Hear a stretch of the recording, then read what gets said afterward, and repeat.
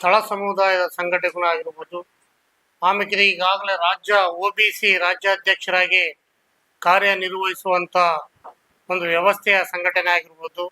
ಮೊನ್ನೆ ಸಮರ್ಥ ಅವರ ಗೆಲುವಿಗೆ ಸಾಕಷ್ಟು ಪೂರ್ಣಿಮಾ ಶ್ರೀನಿವಾಸ್ ಅವರು ಗಂಡ ಹೆಂಡತಿ ಹಗಲಿರುಳು ಕೆಲಸ ಮಾಡಿ ಅವರ ಗೆಲುವಿಗೆ ಸಾಕ್ಷೀಭೂತರಾಗಿದ್ದಾರೆ. ಇಂಥ ಒಂದು ಅಹಿಂದ ಸಂಘಟನೆಯಲ್ಲಿ ಕೆಟಗರಿ 1ರಲ್ಲಿ OBC ರಾಜ್ಯ ಅಧ್ಯಕ್ಷರಾಗಿ ಮತ್ತು ಗೊಲ್ಲ ಸಮಾಜದ ರಾಜ್ಯಾಧ್ಯಕ್ಷರಾಗಿ ಹಲವಾರು ನೊಂದಿರ್ತಕ್ಕಂಥ ಧ್ವನಿ ಇಲ್ಲದಂಥ ಸಮಾಜದಕ್ಕೆ ಧ್ವನಿ ಕೊಡತಕ್ಕಂಥ ವ್ಯವಸ್ಥೆ ನಮ್ಮ DT ಶ್ರೀನಿವಾಸ್ ಸಾಹೇಬರಿಗೆ ಸಲ್ತತೆ.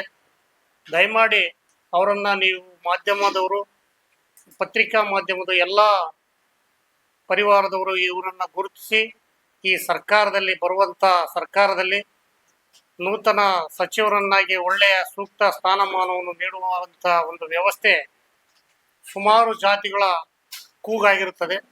ದಯಮಾಡಿ ಇದಕ್ಕೆ ತಾವೆಲ್ಲರೂ ಸುದ್ದಿ ಮಾಧ್ಯಮದಲ್ಲಿ ಬಿತ್ತರಿಸಿ ಈ ಒಂದು ಆಯ್ಕೆಯನ್ನು ಆಗುವುದಕ್ಕೆ ತಮ್ಮ ಎಲ್ಲ ಸಹಕಾರ ಬೇಕಂತ ತಮ್ಮಲ್ಲಿ ವಿನಮ್ರತೆಯಿಂದ ಮನವಿ ಮಾಡ್ತಾ ಇದ್ದೀವಿ.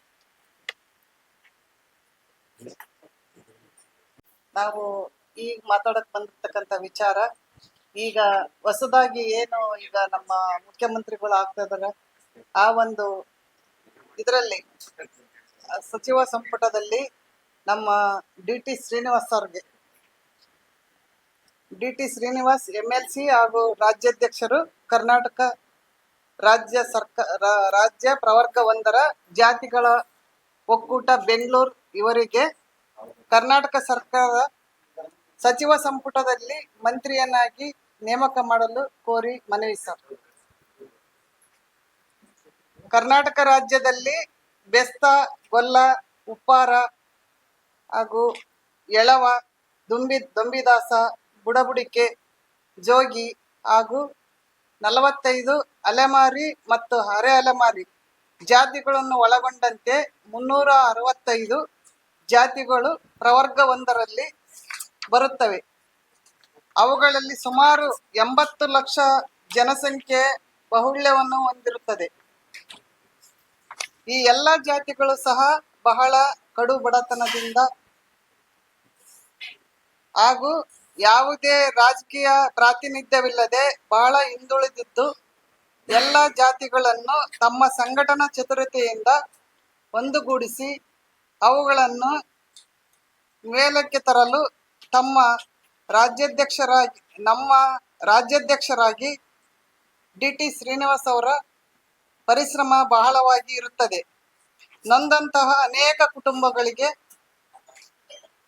ಧ್ವನಿಯಾಗಿ DT ಶ್ರೀನಿವಾಸ್ ಅವರು ವಿಧಾನ ಪರಿಷತ್ನಲ್ಲಿ ಅನೇಕ ಸಲ ಪ್ರವರ್ಗ 1ರ ಜಾತಿಗಳ ಒಕ್ಕೂಟಗಳ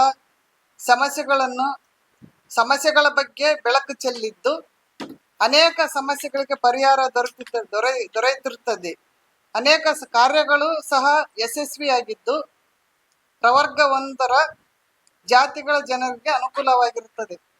ಈ ರೀತಿ ಜನಪರ ಕಾರ್ಯಕ್ರಮಗಳನ್ನು ಮಾಡುವ ನಮ್ಮ ರಾಜ್ಯಾಧ್ಯಕ್ಷರಾದ DT ಶ್ರೀನಿವಾಸ್ ರವರು ಈಗ ಕರ್ನಾಟಕ ಪ್ರದೇಶ ಕಾಂಗ್ರೆಸ್ ಪಕ್ಷದ ಇತರೆ ಹಿಂದುಳಿದ ವರ್ಗಗಳ ರಾಜ್ಯಾಧ್ಯಕ್ಷರಾಗಿಯೂ ಸಹ ಹೊಂದಿದ್ದು, ಈ ಹಿಂದುಳಿದ ವರ್ಗಗಳ ಸಂಘಟನೆಗಳನ್ನು ಸಹ ಯಶಸ್ವಿಯಾಗಿ ಮಾಡುವಲ್ಲಿ ಈಗಾಗಲೇ ಪ್ರವಾಸವನ್ನು ಕೈಗೊಂಡು ಉತ್ತಮವಾಗಿ ಕಾರ್ಯನಿರ್ವಹಿಸುತ್ತಿದ್ದಾರೆ.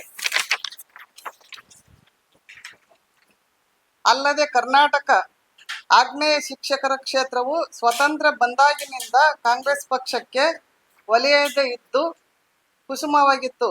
ಈ 2024ರ ಕರ್ನಾಟಕ ಆಗ್ನೇಯ ಕ್ಷೇತ್ರದ ಚುನಾವಣೆಯಲ್ಲಿ MLC ಚುನಾವಣೆಯಲ್ಲಿ ಇವರು ಜಯಬೇರಿ ಬಾರಿಸಿದ್ದು ಮೊದಲ ಬಾರಿಗೆ ಆಗ್ನೇಯ ಶಿಕ್ಷಕರ ಕ್ಷೇತ್ರದಲ್ಲಿ ಕಾಂಗ್ರೆಸ್ ಪಕ್ಷವನ್ನು ಗೆಲ್ಲಿಸಿದ ಕೀರ್ತಿ ಇವರಿಗೆ ಸಲ್ಲುತ್ತದೆ.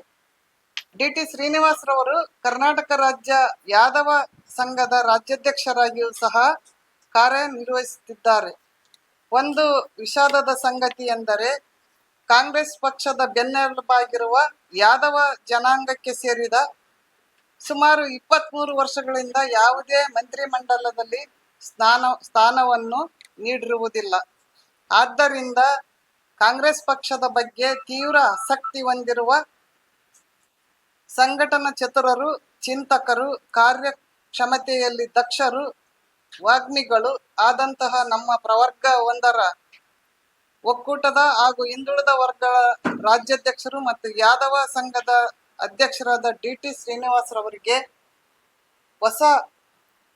ಹೊಸದಾಗಿ ಸಂಪುಟ ರಚನೆ ಮಾಡುವ ಸಮಯದಲ್ಲಿ ಮಂತ್ರಿ ಸ್ಥಾನವನ್ನು ನೀಡಬೇಕೆಂದು ಕರ್ನಾಟಕ ರಾಜ್ಯ ಪ್ರವರ್ಗ ಒಂದರ ಜಾತಿಗಳ ಸಮಸ್ತ ಮುಖಂಡರು, ಹಿಂದುಳಿದ ಜಾತಿಗಳ ಸಮುದಾಯಗಳ ಮುಖಂಡರು, ಯಾದವ ಸಮಾಜದ ಮುಖಂಡರುಗಳು ಸನ್ಮಾನ್ಯ ಮುಖ್ಯಮಂತ್ರಿಗಳಲ್ಲಿ ವಿನಮ್ರವಾಗಿ ಕೋರಿಕೊಳ್ಳುತ್ತಿದ್ದೇವೆ.